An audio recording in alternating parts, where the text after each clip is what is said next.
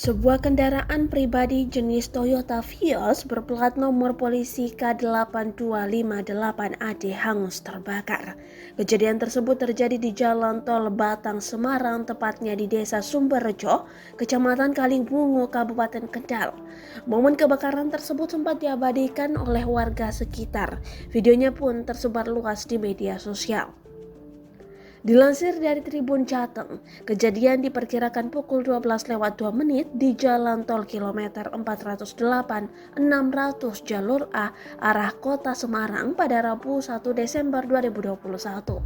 Manajer Traffic Jasa Marga Toll Road Operator Ruas Semarang ABC, Judi Pamugar mengatakan kabar terbakarnya satu unit kendaraan berawal dari laporan pengguna jalan melalui aduan telepon. Sebuah mobil Vios terbakar di pertigaan pintu keluar Tol Kaliwungu. Mobil sedan Vios.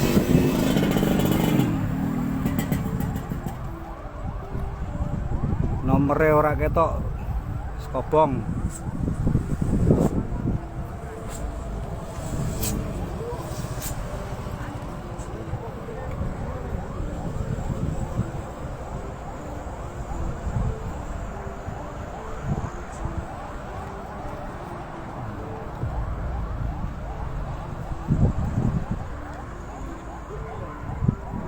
Nomornya ketok dit. Nomornya ketok. Wis ora cetol nomornya, wis tekting wis. Wah, dilongkas jeblok.